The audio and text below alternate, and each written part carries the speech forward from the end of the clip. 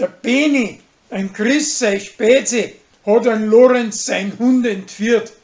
Und das kommt auf, weil er ihm so anspringt, wie er zurück ist.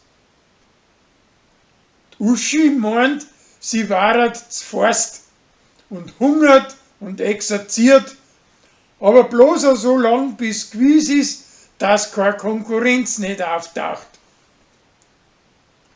Die Bürgermeisterin unterhält sie im Netz mit den jungen Leuten und danach spann's nicht, dass nur nicht ausgeschalten ist. Und da sagt man's vom Stuhl runterfallen und mit seinen Jumpsterer Herzen und Häusen. Das wird nachher ganz groß als Netz eingehängt.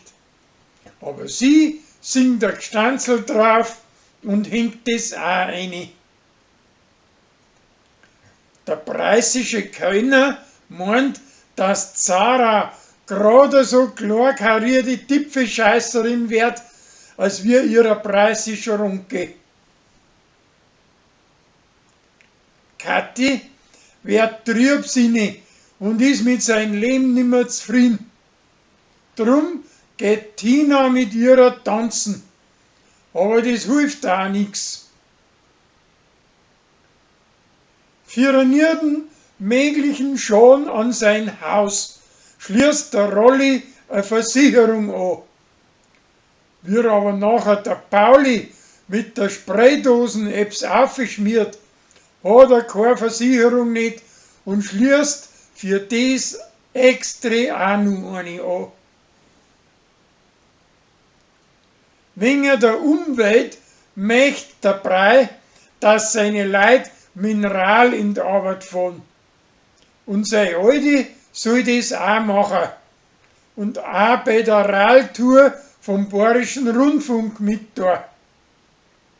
Das taugt ihr aber gar nicht. Und sie kann's grad noch abbiegen.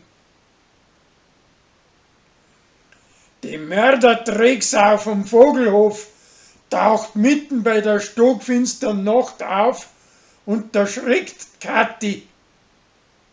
Josie steht aber auf seiner Seite und sagt, dass da nichts dran ist.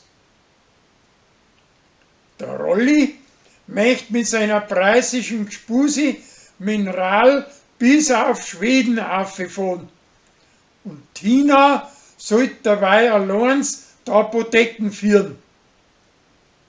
Schließlich kommt er aber dahinter, dass sie die während der Dienstzeit von Corby Stock verlassen hat.